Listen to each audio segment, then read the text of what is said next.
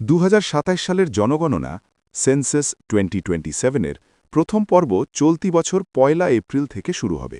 বুধবার একটি সরকারি বিজ্ঞপ্তিতে জানানো হয়েছে, প্রথম দফায় বাড়ির তালিকা তৈরি হবে।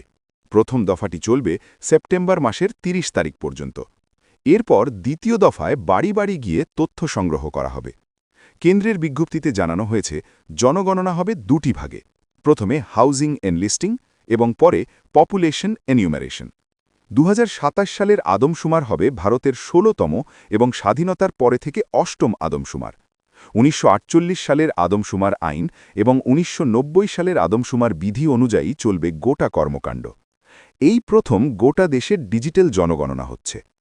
প্রথম দফায় বাড়ির তালিকা তৈরি করা হবে, বাড়ির গণনা হবে। দ্বিতীয় দফায় হবে নাগরিকদের সংখ্যার গণনা। পশ্চিমবঙ্গ সহ ১২টি রাজ্যে এই মুহূর্তে এসআইআর-এর কাজ চলছে। আর এরই মধ্যে কেন্দ্রীয় সরকার জানিয়ে দিল, এপ্রিল মাস থেকে জনগণনা হবে। এপ্রিল থেকে সেপ্টেম্বর পর্যন্ত চলবে প্রথম পর্ব। দ্বিতীয় দফার জনগণনা শুরু হতে পারে ২০২৭ সালের এপ্রিল মাসে। এই পর্বে হবে নাগরিকদের গণনা। এখানেই প্রশ্ন উঠছে, স্বাভাবিক নিয়মে ভোট হলে এপ্রিল মাসে বাংলাসহ ৫ রাজ্যে নির্বাচন হওয়ার কথা। সেক্ষেত্রে ভরা ভোটের মরশুমে কেন্দ্রীয় সরকারের নিয়ন্ত্রণে থাকা কর্মীরা বাড়ি বাড়ি গিয়ে তথ্য সংগ্রহ করতে পারেন। তাছাড়া ভোট প্রক্রিয়ায় এমনিতেই প্রশাসনের একটা বড় অংশ, তার ওপর জনগণনার চাপ পড়বে না তো?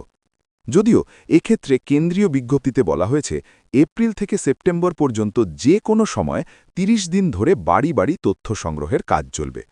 কোন রাজ্যে কখন এই তথ্য সংগ্রহ হবে সেটা স্থানীয় প্রশাসন ঠিক করবে।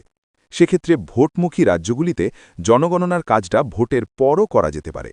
অবশ্য এই ৩০ দিনের তথ্য সংগ্রহের আগে আম জনতাকে ১৫ দিনের একটা সময়সীমা দেওয়া হবে এনিউমারেশনের মাধ্যমে নিজেদের ঠিকানা প্রশাসনকে জানানোর।